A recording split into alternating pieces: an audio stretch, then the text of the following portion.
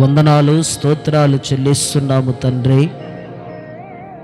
ఈ రాత్రికాల సమయంలో ఇప్పటివరకు పాటల ద్వారా మీరు మహిమ తెచ్చుకున్నారు. అందును బట్టి మీకు స్తోత్రాలయ్యా. కొద్దిసేపు నీ మాటలను మేము ధ్యానించుకోబోతూ ఉండగా కూడి వచ్చిన జన సమూహముతోనూ దూరాన సమీపాన నీ మాటలు ఆలకిస్తున్న ప్రజలతోనూ ఈ లైవ్ ద్వారా వర్తమానం వింటున్నటువంటి బిడ్డలందరితో మీరే మాట్లాడుతూ రమ్మని ప్రార్థిస్తూ మహిమ నీకు చెల్లించుకుంటూ యేసు నామమున ప్రార్థిస్తున్నాము తండ్రి, ఆమేన్.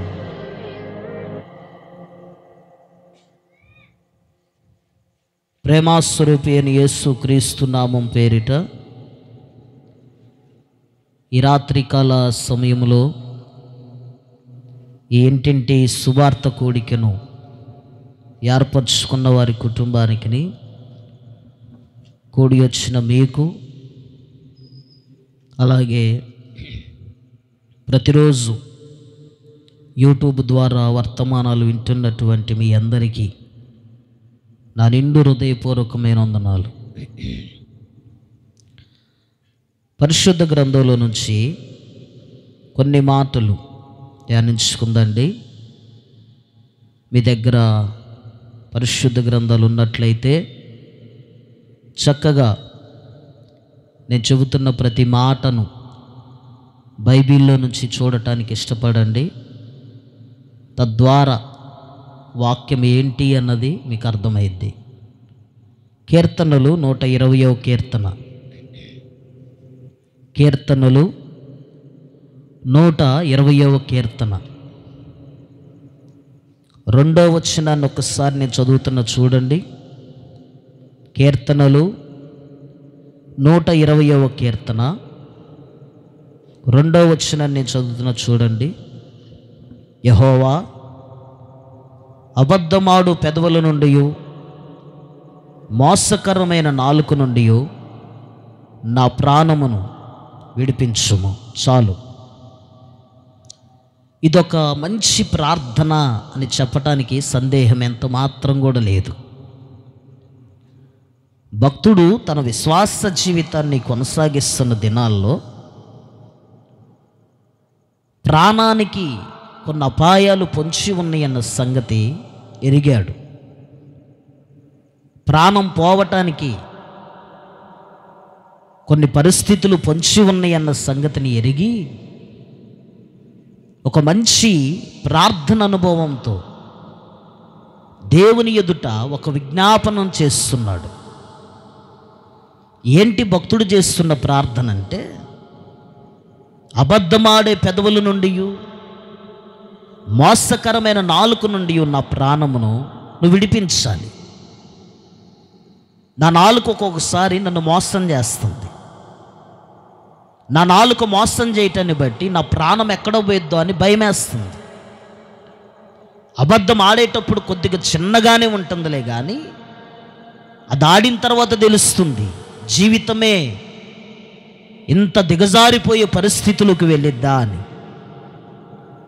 నేనేమో అబద్ధం చిన్నదనుకుంటున్నాను, నేనేమో అబద్ధం పాపం కాదనుకుంటున్నా, నేనేమో అబద్ధం ఆడటాన్ని బట్టి ఒక పూట తిండి వెళ్తుంది, లేదంటే అవసరాలు తీరిపోతున్నాయి, లేదంటే మంచి పేరునో ప్రఖ్యాతునో సాధించగలుగుతున్నానని నేను అనుకుంటున్నాను.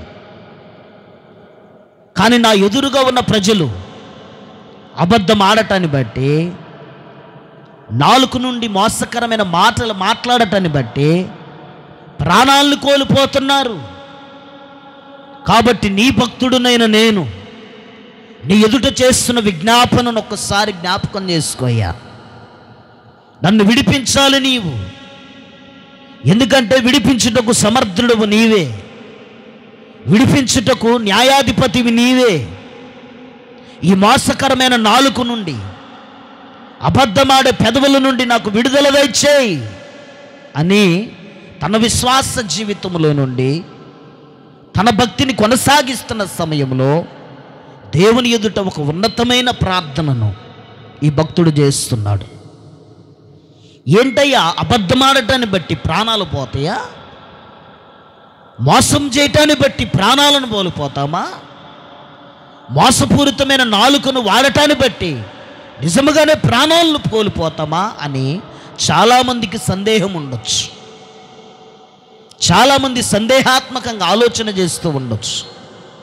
ఒక మాట చెప్పానా, దైవజనుల దగ్గరకు వచ్చారు ఒక ఇద్దరు.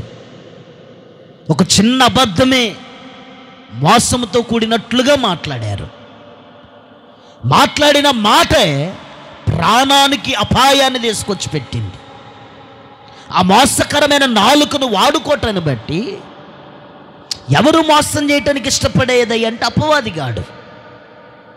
అబద్ధమాడటానికి స్థావరం ఇచ్చేది ఎవడయ్యా అంటే అపవాదిగాడు. ఇప్పుడు వీళ్ళిద్దరూ అపవాదికి స్థానం ఇచ్చి సాతాను పందకాల్లోకి వెళ్ళిపోయి నిలబడి, ఏమి కాదు ఒక అబద్ధం ఆడితే, చిన్న అబద్ధమే కదా, మోసపూరితమైన మాటే కదా నేను చెప్పేది, ఏమైద్ది, జీవితానికి ఏమన్నా నష్టం వచ్చి పడిద్దా, బ్రతుకుకి ఏమన్నా మచ్చొచ్చి పడిద్దా, లేకపోతే సంసారం ఏమన్నా రోడ్డును పడిద్దా, ఒక అబద్ధమే కదా చెప్పేది, ఏమీ కాదులే అనుకొని వారిని వారే మెచ్చుకొని గొప్ప చేసుకొని దైవజనులు ఎదురుకు వచ్చి భార్యాభర్తలు ఇద్దరు కూడా మోసపూరితమైన నాలుకను ఆధారం చేసుకొని మాట్లాడిన మాటను బట్టి ప్రాణాలను కోల్పోయారు. ప్రాణం పొంచి ఉండిద్దయ్యా అంటే ఉంది. అందుకే అది ఎరిగాడు కాబట్టి భక్తుడు అంటున్నాడు కదా, మోసకరమైన నాలుక నాలో నుండి, నాలుక నన్ను ఏం చేస్తుందంటే మోసం చేస్తుంది. హృదయం ఏం చేస్తుందంటే మోసం చేస్తుంది. పెదవులు ఏం చేస్తున్నాయి అయ్యా అంటే మోసం చేస్తున్నాయి.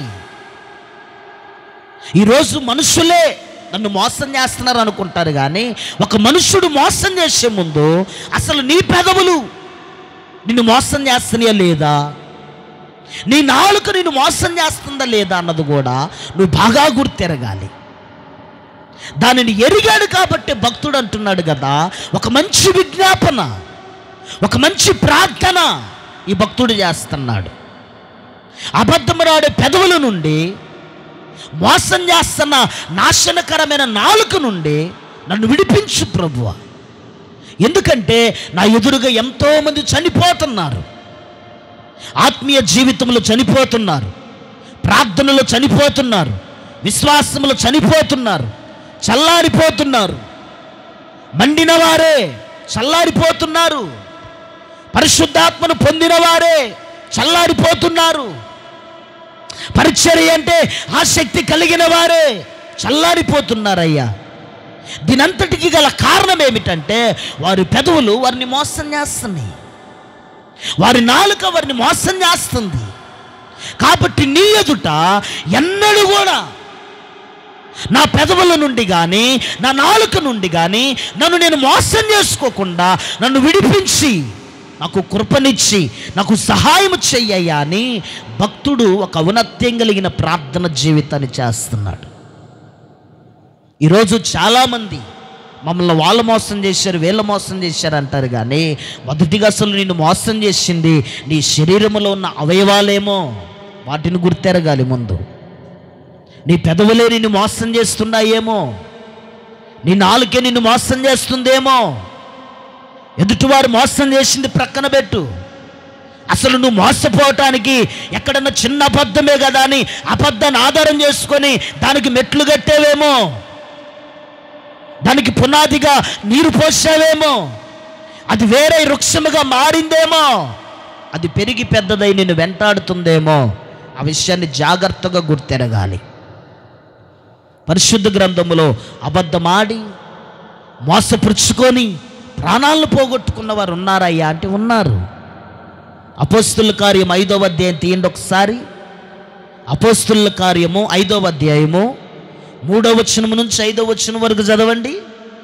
అప్పుడు పేతురు, అననీయ, నీ భూమి వేళలో కొంత దాచుకొని పరిశుద్ధాత్మను మోసపుచ్చుటకు సాతాను ఎందుకు నీ హృదయమును ప్రేరేపించను? అది నీ యొద్దనున్నప్పుడు నీదే కదా, నువ్వు దాచుకున్నది నీదే కదా, నువ్వు కష్టపడింది నీదే కదా, నువ్వు రెక్కల ముక్కలు చేసుకొని ఆహారం తినక నువ్వు కష్టార్జితం చేసుకున్నావు. ఆ కష్టార్జితం నీదే కదా, నీ ప్రక్కనోళ్ళది కాదు, నీ సేవకుడిది కాదు, నీ తోటి విశ్వాసిది కాదు.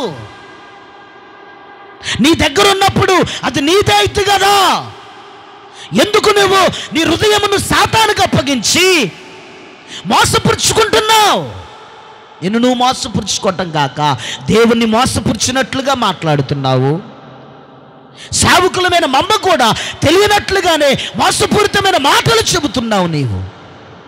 అననీయ ఇంకేమంటుంది అక్కడ? అమ్మిన పిమ్మట అది నీ వశమై ఉండలేదా?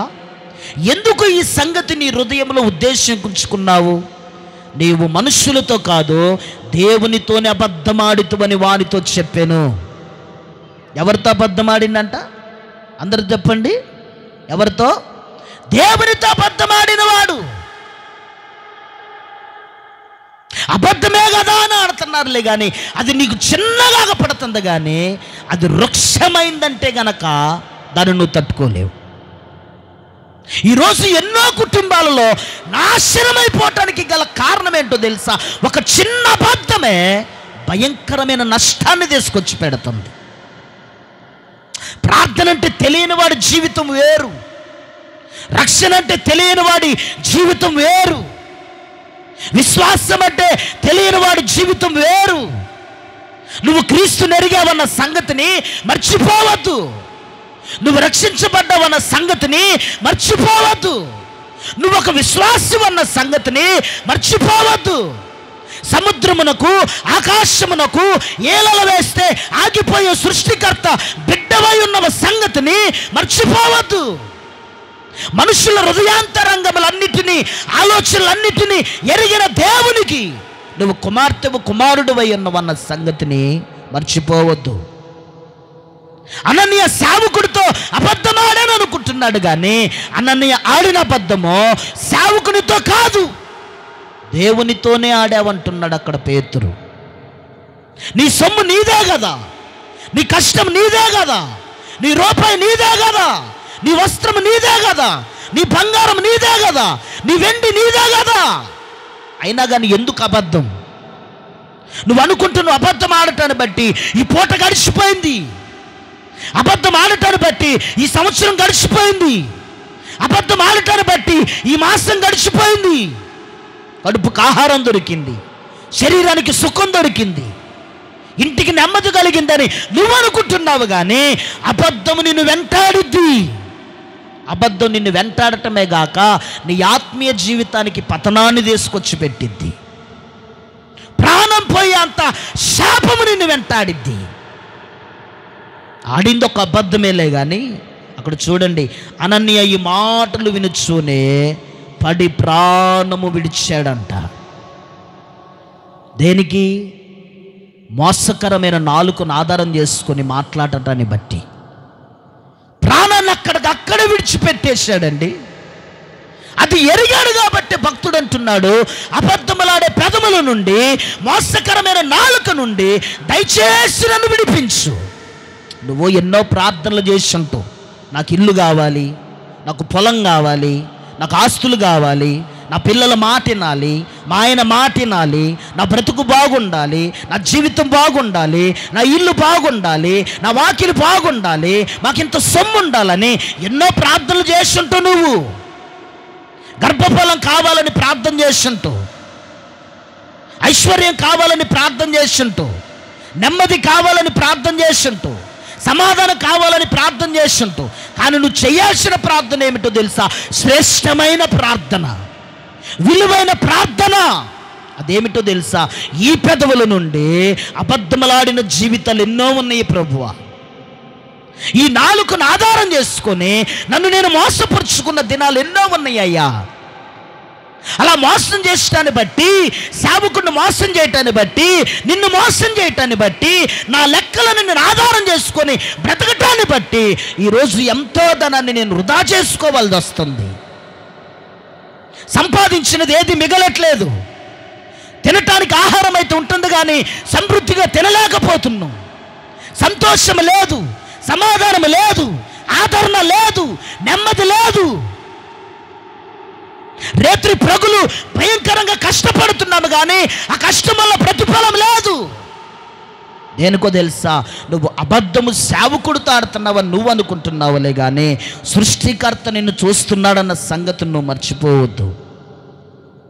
యోనా అంటాడు కదా, యోనా మీద చీటీ వచ్చినప్పుడు, నువ్వెవడివి, నువ్వెక్కడి నుంచి వచ్చావు, నువ్వే కులస్తుడివి, ఎక్కడి నుంచి వచ్చావు, నీ పట్టణం ఏంటి, నీ ఆరాధ్య దైవం ఏంటంటే అంటాడు కదా, ఇదిగో ఆకాశమునకు భూమికి సృష్టికర్త అయిన దేవుడు నా దేవుడు, ఈ సముద్రమును సృజించిన దేవుడు నా దేవుడు, మానవునికి రూపం పోసిన వాడు నా దేవుడు, మనుషుని హృదయాంతరంగములు ఎరిగిన వాడు నా దేవుడు. అదిగో ఆ దేవుని యందు భయభక్తులు కలిగిన భక్తుడిని. నేను పారిపోతుంటే నా దేవుడు చూశాడు, నేను తప్పించుకొని పోతుంటే నా దేవుడు చూశాడు, నేను అబద్ధమాడింది నా దేవుడు చూశాడు, కాబట్టి ఈ ఉపద్రవం నా మూలాన వచ్చింది అని ఒప్పుకున్నాడు యోనా. ఈ ఉపద్రవం నా మూలాన వచ్చింది అన్నాడు యోనా.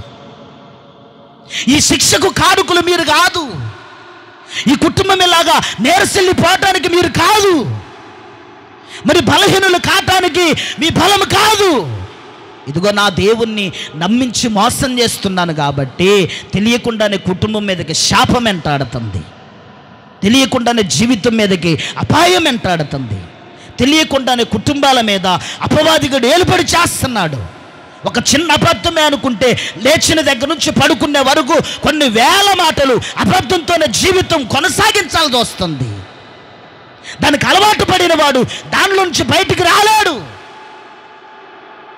కాబట్టి ఇప్పుడు దేవుడు పేతురు ద్వారా మాట్లాడుతున్నాడు అననీయతో, అననీయ, ఎందుకు నువ్వు పరిశుద్ధాత్మను మోసం చేశావు, సాతానుకు నువ్వు ప్రేరేపణ ఎందుకు కలుగు చేశావు, దేవునితో ఎందుకు అబద్ధమాడావు అంటున్నాడు.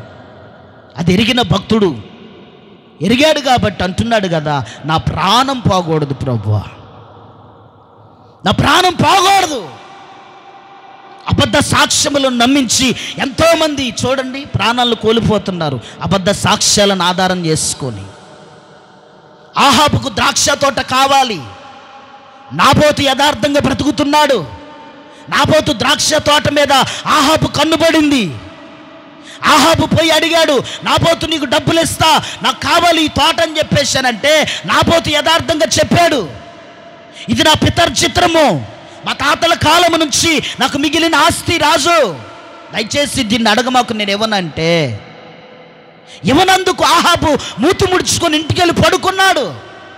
అన్నం లేదు, నీళ్లు లేవు, భార్యతో మాట్లాడట్లేదు, పిల్లలతో మాట్లాడట్లేదు, ప్రధానులు మంత్రులు వచ్చిన కలవట్లేదు. దాన్ని ఎరిగిన భార్య పోయి ఎందుకు మూతి ముడుచుకొని పడుకున్నావు, లే, ఏం జరిగిందంటే అప్పుడు ఆహాబు చెబుతాడు, నాబోతు ద్రాక్ష తోటని నేను అడిగాను నాకు ఇవ్వలేదంటే ఇద్దరు అబద్ధ ప్రవక్తలను పెట్టుకున్నదా ఆమె, అబద్ధములాడే సాక్ష్యాలు పలికేవాడిని పెట్టుకున్నది, హెచ్చిబేలు అనుకున్నది. నా తరపున ఈరోజు ఇద్దరు అబద్ధం చెప్పేవారు బట్టి నాబోతు ద్రాక్ష తోట నాదైంది, నాబోతు ద్రాక్ష తోట యజమానుడు నా భర్త అయిందని హెచ్చిబేలు అనుకున్నదిలే, కానీ చూసిన సృష్టికర్త ఇచ్చిన న్యాయం ఏంటో తెలుసా? కుక్కలు నీ రక్తాన్ని రాకుతాయి, నీ బ్రతుకే కుక్క బ్రతుకైద్ది, నీ జీవితమే కుక్క బ్రతుకైద్ది. జాగ్రత్త, ఖబర్దారని సృష్టికర్త వార్నింగ్ ఇచ్చేలా పంపించాడు. ఈరోజు ఎంతమంది అండి అబద్ధాన్ని ఆధారం చేసుకొని మనుషులను చంపుతున్నారు, వాసపూరితమైన నాలుకను ఆధారం చేసుకొని కుటుంబాలు నాశనం చేసుకుంటున్నారు, జీవితాన్ని నాశనం చేసుకుంటున్నారు, సంవత్సరాలు నాశనం అయిపోతున్నాయి. అది ఎరిగాడు కాబట్టి భక్తుడు అంటున్నాడు, ఇకనైనా ఈ సంవత్సరం ఎండింగ్ లోపల నా మోసపూరితమైన పెదవుల నుండి, నా అబద్ధమైన నాలుక నుండి నాకు విడుదలని, నన్ను విడిపించు, నా ప్రాణము నీ చేతిలో ఉన్నది అని భక్తుడు ప్రార్థన చేస్తున్నాడు. ఈరోజు ఎంతమంది మోసం చేసుకుంటున్నారంటే, భర్త అబద్ధం ఆడితే భార్య అబద్ధం ఆడాల్సి వస్తుంది, భార్య అబద్ధం ఆడితే భర్త అబద్ధం ఆడాల్సి వస్తుంది. అననీయ చనిపోయిన సంగతి సఫేరాకు తెలియదు, లోపలికి వచ్చింది, ఆమెను యథార్థంగా చెప్పట్లేదు, కానీ మరలా దేవుణ్ణి ఎదుట అబద్ధ జీవితాన్ని కొనసాగించింది. ఆమె కూడా చనిపోయింది, ప్రాణము విడిచెను అని రాయబడి ఉంది అక్కడ. ప్రాణము దేనికి పొంచి ఉందో తెలుసా? అబద్ధానికి, మోసపూర్వమైన నాలుకకు పొంచి ఉంది. అందుకే మనం చదువుకున్నాం, జీవ మరణములు నీ నాలుక వశమై ఉన్నాయని రాయబడి ఉంది. ప్రాణం పొంచి ఉంది అక్కడే, ఈ నోటిలోనే ప్రాణం పొంచి ఉంది బిడ్డలారా. కాబట్టి చిన్న అబద్ధం ఏం చేసిందో తెలుసా? ప్రాణాలను పోగొట్టింది. చిన్న అబద్ధము ఆత్మీయ జీవితాన్ని పోగొట్టింది. చిన్న అబద్ధము ప్రార్థన జీవితం నుంచి వేరైపోయారు. ఇదివరకులాగా ఉజ్జీవం లేదు, ఆత్మీయ నడిపింపు లేదు. ప్రార్థన అంటే నిర్లక్ష్యం, ఉపవాసం అంటే నిర్లక్ష్యం, ప్రభువుని వేడుకోవటం అంటే నిర్లక్ష్యం, ప్రార్థించటం అంటే నిర్లక్ష్యం. ఇవన్నిటికీ గల కారణం ఏమిటయ్యా అంటే ఏదో ఒక అబద్ధము, మోసము ఇంటిలో నివాసం చేస్తుంది, శరీరంలో నివాసం చేస్తుంది, కుటుంబాలలో నివాసం చేస్తుంది. కాబట్టి దేవుడు అంటే భయం ఉండట్లేదు, సేవకుడు అంటే భయం ఉండట్లేదు, ప్రార్థన అంటే ఆసక్తి ఉండట్లేదు. అనన్య సపేర దాన్ని ఆధారం చేసుకున్నారు కాబట్టి ఆత్మీయ జీవితానికే వేరైపోయారు, ఆత్మీయ జీవితానికి దూరమైపోయారు, ప్రాణాలను కోల్పోయారు బిడ్డలారు. ఇంకా మనల్ని మోసపురిచేవేంటి? ఏవి మనం మోసపురుస్తాయి? ఏ విషయంలో మనం జాగ్రత్తగా ఉండాలి? కొన్ని విషయాలు చెబుతా చూడండి.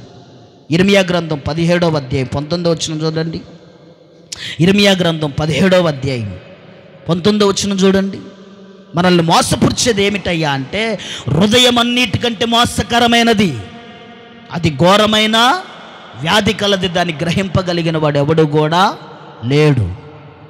మనల్ని మోసం చేసేది ఏంటో తెలుసా? మన హృదయమే మనల్ని మోసం చేసిద్ది. ఒక్కోసారి పెదవులు మోసం చేస్తున్నాయి, నాలుక మోసం చేస్తుంది. మనుషుల్ని ఏ మోసం చేస్తుంది అయ్యా అంటే హృదయం మోసం చేస్తుంది. దాన్ని గ్రహించగలిగిన వాడు ఎవడు లేడు. ఈరోజు ఒకలాగుంటే రేపు ఒకలాగా, ఇప్పుడు ఒకలాగుంటే ఇంకొద్దిసేపు ఆగే ఒకలాగా, 10 రోజులు ఒకలాగుంటే 10 రోజుల తర్వాత ఇంకొకలాగా. అంటే హృదయం ఏం చేస్తుందో తెలుసా? మోసపూరితమైన అనుభవాల్లోకి నడిపిస్తుంది.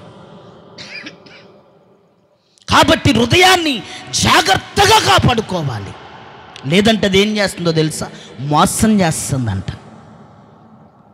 మోసం చేసుకుంటూ బ్రతుకుతూ భక్తి చేస్తున్నాను ఒకవేళ నువ్వు అనుకుంటే ఆ భక్తికి విలువ లేదంటాడు యాకోబు రాసిన పత్రికలో. కాబట్టి నీ హృదయము నిన్ను మోసపరుస్తుంది అనుకున్నప్పుడు దాన్ని గద్దించు, దానిని హెచ్చరిక చేయి. నీలో తొందర పెడుతున్నప్పుడు దాని ప్రాణాన్ని గద్దించు. భక్తుడు గద్ది లేదా? నా ప్రాణమా నీ వేళ నాలో తొందరపడుచున్నావు. స్తోత్రం చెప్పండి, నిద్రబేలు గట్టి చెప్పండి, పోండి.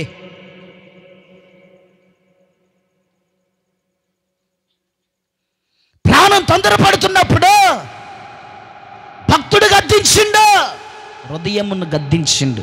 ఏయ్ నా ప్రాణమా నీ వేళ నాలో తొందరపడుతున్నావు, నన్ను మోసం చేయాలని చూస్తున్నావు కదా, నువ్వు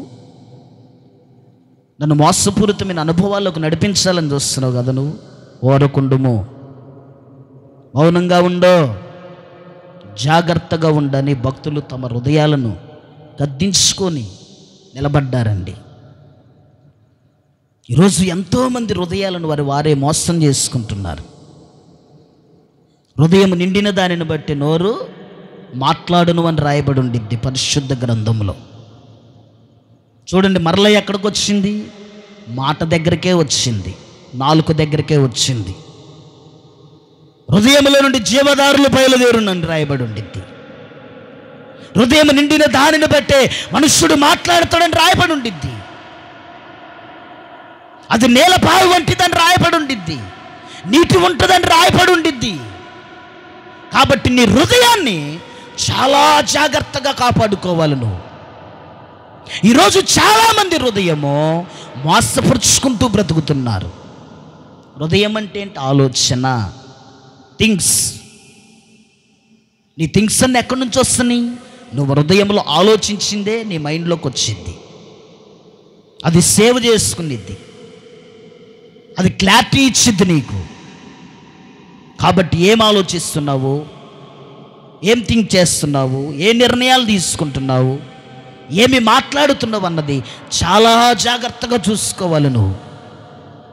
లేదంటే నీ హృదయాన్ని మోసపుచ్చుకుంటూనే నేను భక్తి గలవాడిని, నేను ప్రార్థన పరుణ్ణి, నేను పాట పాడుతా ఆరాధన చేస్తా వాక్యం చదువుతానంటే కుదరదు. ఒక మాట చూడండి, యాకోబు రాసిన పత్రిక 1వ అధ్యాయము 26వ వచనం చూడండి. ఎవడైనను నోటికి కళ్ళెం పెట్టుకొనక తన హృదయమును మోసపుచ్చుకొనుచు, ఏమనుందాడా?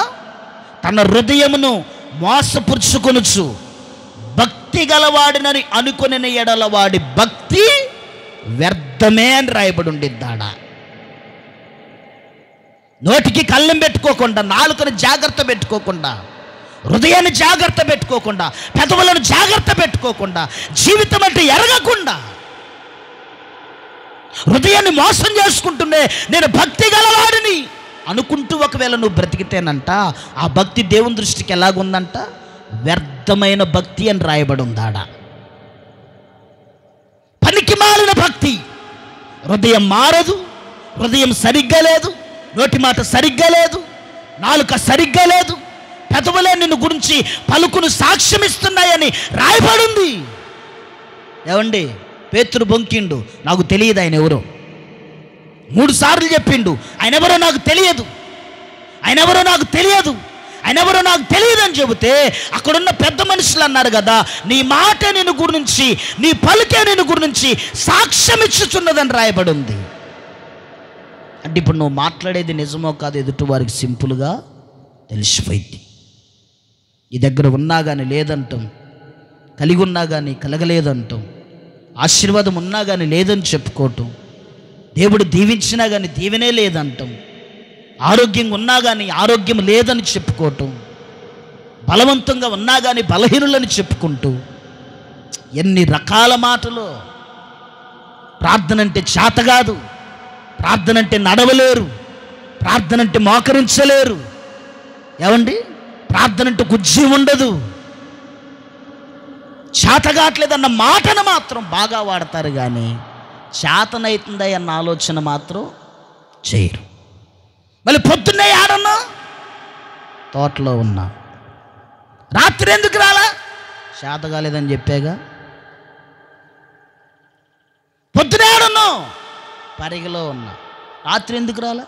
ఎన్నిసార్లు చెప్పాలి నీకు? అవసరమా? అవసరమైతే మానేస్తాం, బ్రాంచ్లు మారుతాం. నువ్వు కాకపోతే ఇంకో పాటర్ గారు. ఏంటి ప్రార్థన చేత కాదు, ఉదయాన్నే మాత్రం పరిగా. నిజం చెప్పు, ఒప్పుకో దేవుని సన్నిధిలో, చేతనైద్ది. దేవుడు అన్ని ఇచ్చిన తర్వాత నాలుకని ఎలా వాడుతున్నావు అన్నది కూడా ప్రాముఖ్యమైందే. అది కాన్సెప్ట్, భక్తుడు చెప్పే కాన్సెప్ట్. ఇప్పుడు అర్థమైందా మేరమ్మ? భక్తుడు చెప్పే కాన్సెప్ట్. రమీల, శాతకాల రాత్రి ఏం కాల నీకు? శాతకాల. పొద్దున్నే కమ్మానికి మాత్రం శాత అయింది. నాలుకను ఎలా వాడుతున్నావు అన్నది ప్రాముఖ్యమైంది. పెదవులను దేనికి ఆధారం చేస్తున్నావు అన్నది ప్రాముఖ్యమైంది. దేవుడు ప్రేమించి ఇచ్చిన బలమును లేదని చెప్పుకోకూడదంట. చూడలేనోడేమో నేను చూడలేకపోతున్నాను ఏడుస్తుంది, చూస్తే నీవేమో ఏం చూస్తాం, వినేవాడేమో వినలేక ఏడుస్తుండు, వినలేనోడు నా చెవులు అనవసరంగా పోయినాయి, దేవుడు ఎందుకు నన్ను ఇట్టు చేసిండు అనుకుంటుండు. నువ్వేమంటావు? ఈ వాక్యాలతో చంపుతుండు, ఈ వాక్యాలు ఏందో వామ్మో చచ్చిపోతున్నావు పిండేస్తుండు. ఏమండి, సాక్ష్యాలు గొప్పగా చెప్పరు. మళ్ళీ ఈ వాక్యాలు వామ్మో తట్టుకోలేకపోతున్నావు, మా వల్ల కావట్లేదు, నీ వల్ల కాపోయినా నాల్చిందే. మారాలి. నువ్వు మారకపోతే పరలోకం ఎట్టబోతావు? పోతావా? సర్వే గాంధీ ఇల్లు లేదు. స్తోత్రం చెప్పు. ఏమలేదు, ఏమలేదు. ఏం కావాలి ముందు? ఇది సర్వే. ఈ సర్వేలో నువ్వు పాస్ కావాలా? నీ సూపులు మంచిగా ఉండాలి, నాలుగు మంచిగా ఉండాలి, పెదవులు మంచిగా ఉండాలా. ఆధార్ కార్డులో ముద్రలు ఉంటే సరిపోవు దీనికి. అర్థమైందా? నీ ఎంట్రుకలు నడినెత్తు నుంచి చరికాల వరకు పరిశుద్ధత కలిగి ఉండాలా.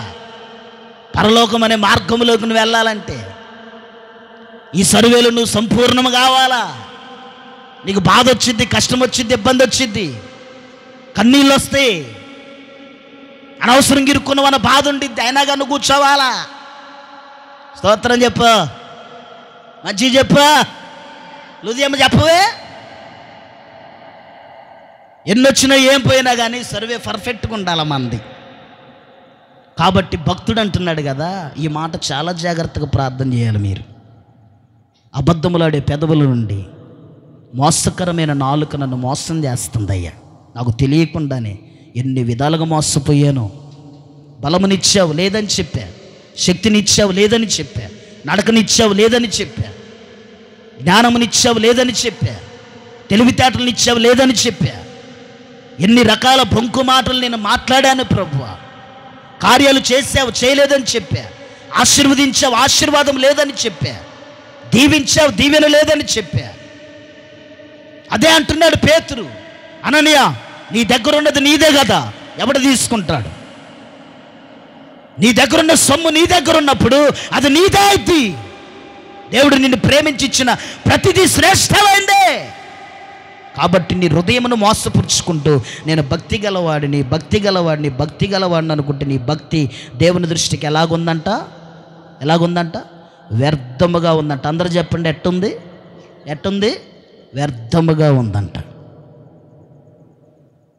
హృదయం మోసపుచ్చుకొని తండ్రి నన్ను కరుణించవా, కరుణగల యేసయ్యా, కరుణామయుడా, దశరథ అని పాడితే సరిపోయిద్దా? అదే భక్తి వ్యర్థం. నిర్మలమైన హృదయముతో వతక స్థానము చేయబడినట్లుగా దినదినము ప్రభు ఎదుట పశ్చాత్తాపమునుంది.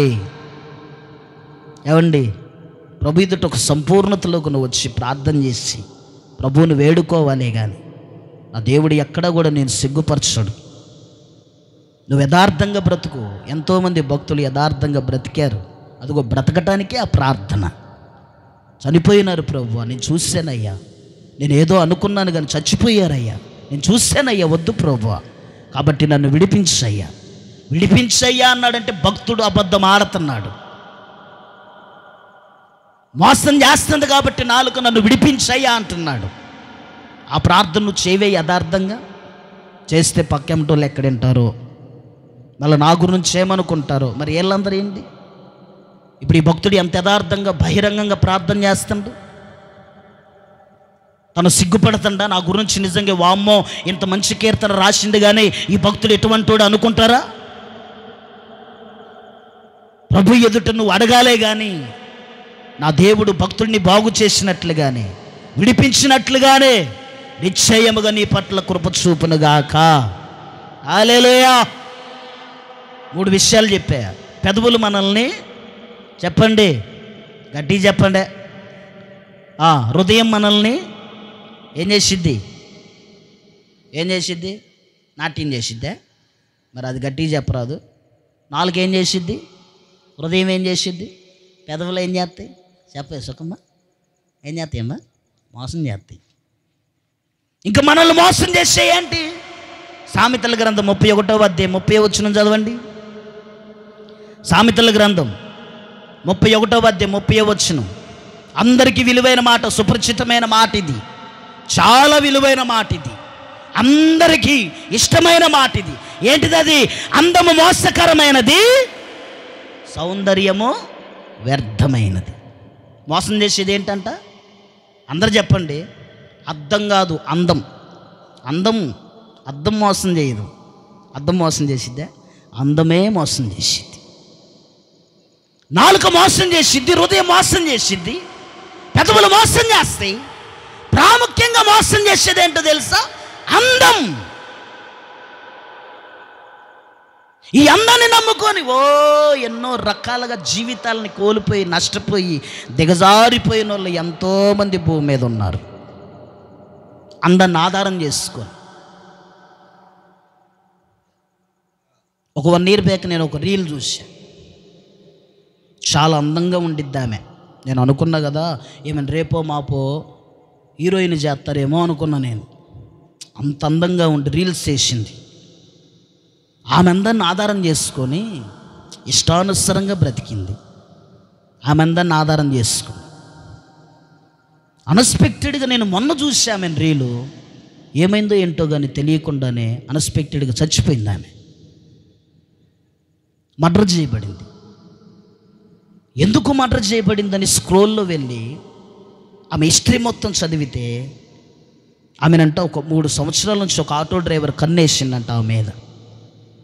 ఒకసారి ప్రపోజ్ చేసిందంట, ఒప్పుకోలేదంట. నా కలర్ ఏంటి, నేనేంటి, నా జీవితం ఏంటి, నువ్వేంటి, నాకున్న అందానికి ఇంకెంతమంది ఐశ్వర్యవంతులు నన్ను ప్రేమిస్తారో తెలుసా, నువ్వెందుకు నన్ను ఏనపరుస్తున్నావు అని చెప్పేసి తనను బాధాకరంగా మాట్లాడిందంట. ఆ వ్యక్తి ఆ మాటను హృదయంలో పెట్టుకొని ఆటో డ్రైవరు నమ్మించినట్లుగానే నమ్మించి ముఖం మీద యాసిడ్ వేసేసిండు. అంటే ఆమె అందాన్ని ఆమె అంతా హెచ్చింపు చేసుకున్నది. నేనేంటి, నా జీవితం ఏంటి, నా అందం ఏంటి అన్నది అంతే. ఆమె చూసిండు కొద్ది కాలము, ఎప్పుడులాగే తీసుకెళ్ళిండు ఆమెని ఏదో పనికి, యాసిడ్ పోసేసిండు. శరీరం మొత్తం తూట్లుగా కాలిపోయింది. ఆ యాసిడ్ మొత్తం లోపలికి వెళ్ళిపోయి పాయిజన్ అయిపోయి చచ్చిపోయింది. అందరిని ఎప్పుడూ కూడా నమ్ముకోకూడదు, ఎదుటివారిని చూసి చాలన చేయకూడదు. నా పిల్లలు చూడు, నీ పిల్లలు ఎట్టున్నారు, నీ పిల్లలు ఏంది అట్టున్నారు, నా పిల్లలు ఎట్టున్నారు. అర్థమైందా? అందం ఏమి చేయదు, గుణం ఒక్కటే మంచిగా ఉంటే చాలు. దేవుడు ఉన్నతమైన కృపతో ఆశీర్వదిస్తాడు. స్తోత్రం చెప్పండి. అందం ఏం చేసిద్దంట? మోసం చేసిద్ది. గట్టిగా చెప్పండి, ఏం చేసిద్ది? ఆది దంపతులనే మోసం చేసింది. దేవుడి చేత సృజించబడిన వారు వాళ్ళిద్దరూ, దేవుని స్వరూపమందు దేవుని పోలికలో నిరూపింపబడిన వారు, సృజించబడిన వారు, వారిద్దరిని వేరు చేసింది అందం. ఏమండి? సాతానుగాడు వచ్చి చెప్పాడు, ఈ ఫలము తింటే నువ్వు సుందరివతివైతావు, ఈ ఫలము తింటే నువ్వు దేవదూత రూపం వలె ఇంకా నువ్వు మెరిసిపోతావు, ఈ ఫలము తింటే నువ్వు ఐశ్వర్యవంతురాలైతు, నీ భర్త ఎదుట అసలు రేపు ఇంటికి రావటంతో నువ్వు దగదగ మెరిసిపోతావు, తోటలో నిన్ను గుర్తుపట్టలేడక మీ ఆయన, నా మాటిను, ఈ ఫలము తిను. చూడండి, ఆదికాండం 3వ అధ్యాయం తీయండి ఒకసారి, 5వ వచనం చదువు, 5, 6వ వచనం. ఏలయనగా మీరు వాటిని తినుదినమున మీ కనులు తెరవబడిననియో, మీరు మంచి చెడులను ఎరిగిన వారై దేవదూతల వలె ఉందిరనియో దేవునికి తెలియనని స్త్రీతో చెప్పగా. 6వ వచనం. స్త్రీ ఆ వృక్షము ఆహారమునకు మంచిదనియు, కనులకు అందమైనదనియు, వివేచనయు రమ్యమైనది ఉండుట చూచినప్పుడు ఆమె దాని ఫలములలో కొన్ని తీసుకొని తిని తనతో పాటు తన భర్తను ఇచ్చెను. అతడు కూడా పైన కండిషన్ ఏంటో తెలుసా? దేవుడు చెప్పిండు కండిషన్ అది. 5వ వచనం ఏంటి చెప్పండి? కండిషన్ ఏమన్నాడు? ఇది తినుదినమన్న నిశ్చయముగా మీరు చచ్చెదరు. చచ్చెదరు అందరూ చెప్పండి, చచ్చెదరు. చెప్పమ్మా, చచ్చెదరు.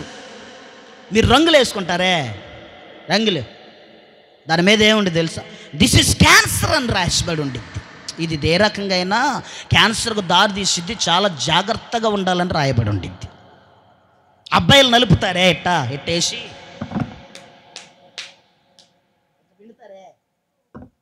అని కండిషన్ ఉండిద్ది.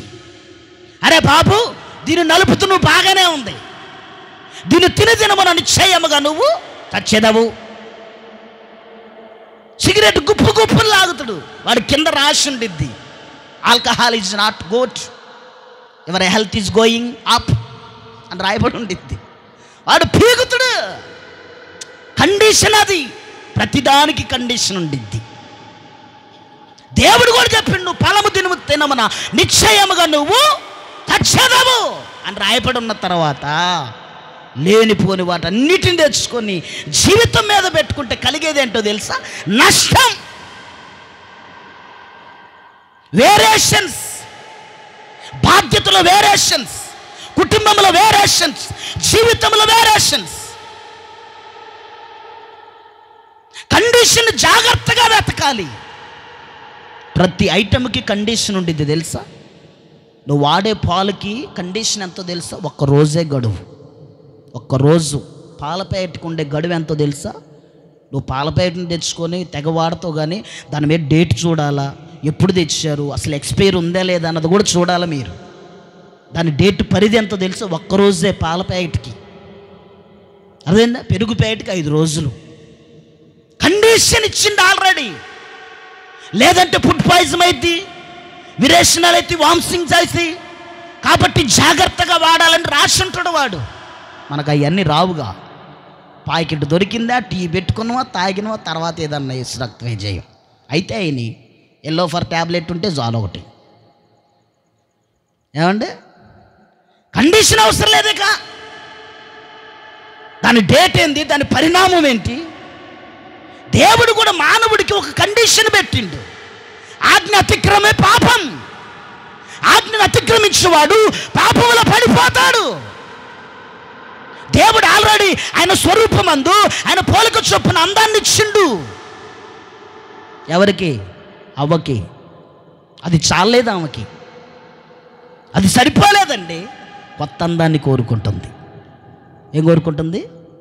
కొత్త అందాన్ని కోరుకుంటుంది. మేము హైదరాబాద్లో ఉన్నప్పుడు ఒక గ్రోకుడికి పోయాను. అప్పుడే వచ్చింది పేరన్లే వీళ్ళు కొత్తగా. అంటే ఎంత రాసుకొని వచ్చిందావా. మా అయ్యగారే యేసురత్నం పాట పాడిద్దాం చూస్తుండు. యేసురత్నం ఏడుందని. మరి పాత యేసురత్నం అంటే మాకు తెలుసు, కొత్త యేసురత్నం ఏడ తెలిసిద్ది? ఇప్పుడు మేకప్ వేసుకొని వచ్చిన యేసురత్నం మాకు తెలిసిద్దే? తెలియదు. పాత యేసురత్నం ఏంది, ఎప్పుడు జిడ్డు వచ్చిద్ది. అదేంది ఎవరో చెప్పారంట, పేరన్లో రాసుకో ముఖం మీద ఏది ఉండదని చెప్పారంట. రాసుకునేది ఎట్లా రాసుకోవాలి? కొద్దిగా ఏదో ఎంత రాసుకోవాలి, ఇటు అటు అటు రాసుకోవాలి. తిక్కలోడు పోయి తిరణాలు తిరిగితే మొత్తం ఎక్క దిగ సరిపోయినట్టు ఇంత రాసుకొని వచ్చింది. ఈధరిన దాని మీద పౌడర్ వేసుకొని వచ్చింది. మేము యేసురత్నం ఏడం దేవులాడితే యేసురత్నం మా పక్కనే ఉంది. మరి నేను ఉన్నానయ్యానా అనాలిగా. అంటే ఆమె ఏంటంటే నేను మేకప్ వేసుకొని వచ్చి మళ్ళీ నన్ను చూస్తే ఇలా ఫీల్ అవుతారని ఆమె బాధ. ఏమండి నువ్వు రాసుకోవాలి, తప్పులేదు. దాన్ని వాడే పద్ధతిని తెలియాలా లేదా? తెలియలేదండి.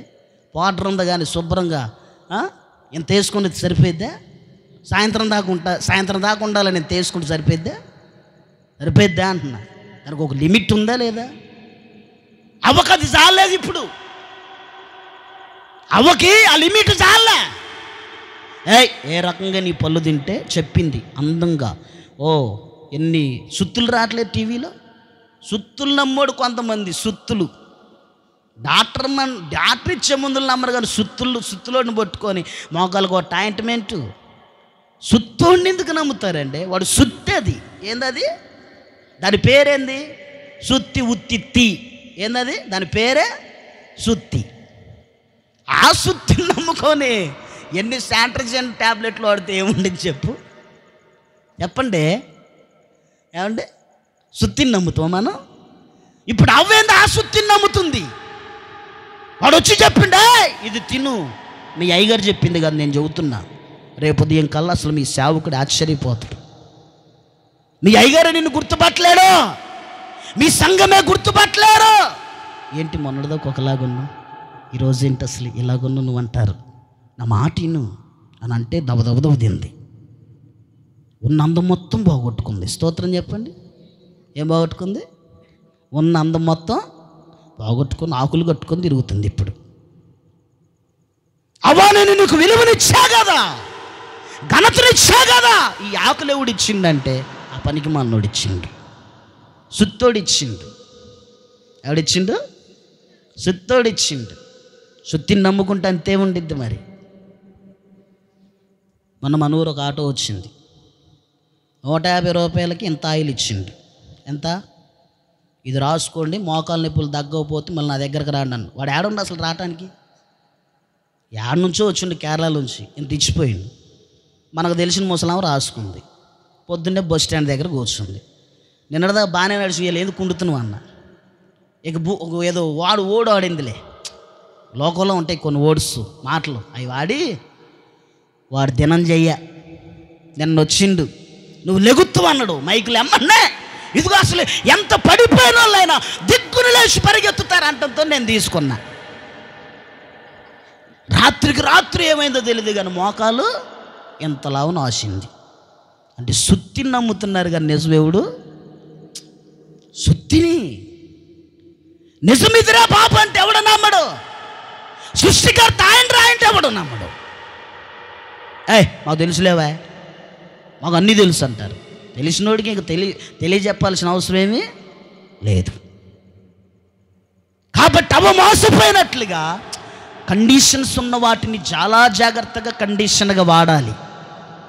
లిమిట్ ఉంది, ప్రతిదానికి ఒక లిమిట్ ఉంది.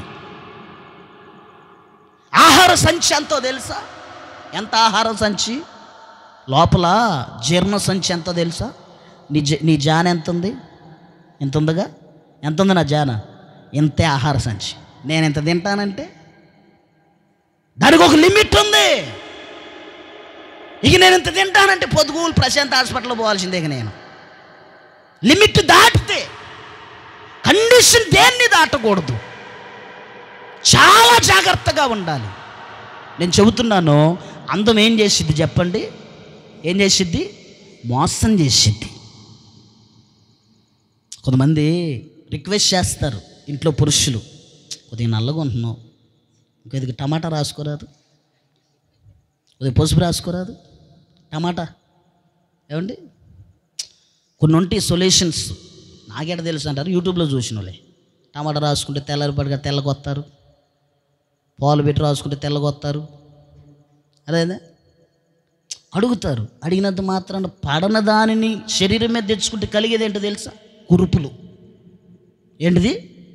లోపల ఉన్న బ్యాక్టీరియాస్ నీ శరీరానికి పడకపోతే దానివల్ల నువ్వు పొందిన సౌందర్యం కూడా వ్యర్థమైపోయింది. కాబట్టి దేనిని పడితే దాన్ని శరీరం మీదకి తేకూడదు, అందం మీద వ్యామోహాన్ని చూపించకూడదు, అందాన్ని ఎంత మాత్రం కూడా మెచ్చుకోకూడదు. అలాగని నీకు అందం కలిగి ఉన్నవని ఎదుటివారిని ద్వేషించకూడదు, హేళన చేయకూడదు. అది మోసం చేస్తుందన్న సంగతిని నువ్వు మర్చిపోవద్దు. తామారు ఉంది, పరిశుద్ధ గ్రంథంలో తామారు అని ఒక ఆమె ఉంది. బహుసుందరివతి అని రాయబడి ఉండిద్ది. ఆమె అందం ఏం చేసిందో తెలుసా? ఆమెనే మోసం చేసింది. ఆమె అందం ఆమెనే మోసం చేసింది.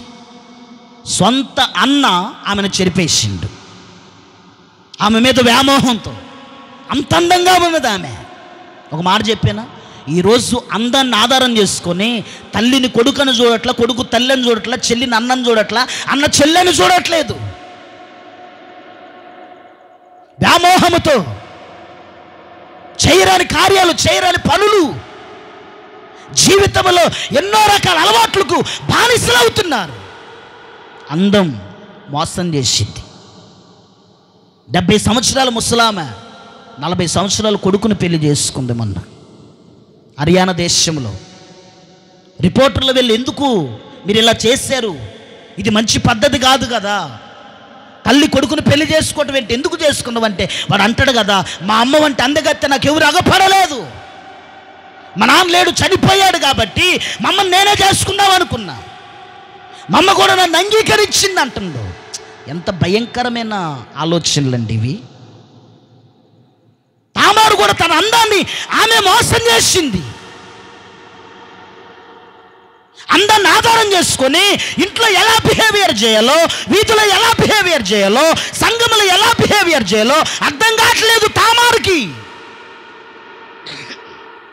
నేనే అందగత్తెను కదా అనుకొని విర్రవీగుతూ బ్రతికింది. జీవితము అతలకుతలమైపోయింది. ఈరోజు ఎంతోమంది అన్నా చెల్లెళ్ళు వివాహాలు చేసుకుంటున్నారు భూమి మీద. ఆ సంగతి మీకు తెలియదు. సొంత అన్నా చెల్లెళ్ళే. మొన్న కేరళ ప్రాంతంలో కూడా అక్కని తమ్ముడు మ్యారేజ్ చేసుకున్నాడండి. ఎంత భయంకరమైన పాపం విస్తరిస్తుందో తెలుసా? అందం చాలా ప్రమాదకరమైంది, మోసకరమైంది. అది జైల్లో కొంతమంది బానిసలైపోతున్నారు, అందానికి బానిసలైపోయి. అందంగా ఉందని చెప్పేసి వెంట తిరుగుతూ, బ్రతిమలాడుతూ, ఒప్పుకోకపోతే చంపేస్తూ, యాసిడ్ పోస్తూ, బెదిరిస్తూ జీవితాలను నాశనం చేసుకుంటున్నారు. జైల్లోకి వెళ్ళిన తర్వాత తెలుస్తుంది వాడికి అనవసరంగా అందాన్ని నమ్ముకొని మోసపోయి నా జీవితాన్ని కఠోరపాలు చేసుకున్నానే అని. బ్రతుకుల్లో ఆశ్చర్యమైపోతుంది. తామారు తన అన్న చెరిపిన తర్వాత తన జీవితము సిగ్గుపాలైపోయిందండి. ఆమె అందము ఆమెను మోసం చేసింది. అబ్షాలోము అని ఒకడున్నాడు, దావీదు కుమారుడు. చూడండి, అబ్షాలోము గురించి చూడండి. 2వ సమూయేలు గ్రంథం తీయండి ఒకసారి. 2వ సాముయేలు గ్రంథం 14వ అధ్యాయం 25వ వచనం చదవండి. అందరూ చూడండి. 2వ సాముయేలు గ్రంథం 14వ అధ్యాయము 25-26 చదవండి. ఇజ్రాయేల్ అందరిలో అబ్షాలోము అంత సౌందర్యము గలవాడు ఒక్కడు కూడా లేడు. అరికాలు మొదలుకొని తల వరకు కూడా ఏ లోపం అతని యందు లేకపోయాను. తల వెంట్రుకలు భారముగా నున్నందున ఏట ఏట అతడు వాటిని కత్తిరించుచూ వచ్చెను. కత్తిరించినప్పుడల్లా వాటి ఎత్తు రాజు తునికను బట్టి 200 తులములాయనంట. అబ్షాలోము అందమేమైందో తెలుసా? తననే మోసం చేసింది. తాను మోసపోయిండు, తనతో ఉన్నవారు మోసపోయారు. అరికాల నుంచి నడినెత్తి వరకు ఏ లోపము కూడా లేదు. సౌందర్యము కలిగిన వాడు అబ్షాలోము. కానీ తన అందం ఏమైపోయిందయ్యా అంటే తనకే పనికి రాకుండా పోయింది. తన అందం ఏమైపోయిందంటే ఇతరులకు క్షేమాన్ని తెచ్చిపెట్టలేదు. తద్వారా అదిగో హెయిర్ స్టైల్ ఎక్కువగా పెంచుకున్నాడు, జుట్టుని ఇంత పొడుగును పెంచుకున్నాడు. యుద్ధానికి పోయిండు, మధ్యలో ఒక చెట్టుకి అడ్డం పడింది, ఆ జుట్టుకు అలాగే అలపడ్డాడు. ఒక ఉరిలాగా ఉరేయపడ్డాడు. తన జుట్టు తన ప్రాణాన్ని తీసేసింది. కాబట్టి అందం మోసకరము. తను ఎంత మాత్రం కూడా నమ్మొద్దు దయచేసి. నాలుకను జాగ్రత్తగా చూసుకో, పెదవులను జాగ్రత్తగా చూసుకో, హృదయాన్ని జాగ్రత్తగా చూసుకో, అందాన్ని జాగ్రత్తగా చూసుకో. మురిసిపోవద్దు. కుటుంబంలో భర్తను చూసి, పిల్లలను చూసి, భార్యను చూసి మురిసిపోవద్దు. అది మోసం చేసిద్ది. కలిగిన దాంతో సంతృప్తి పడు, సంతోషంగా ఉండు. దేవుని స్వరూపము, దేవుని పోలిక చొప్పున దేవుడు నిన్ను నిర్మించిండు.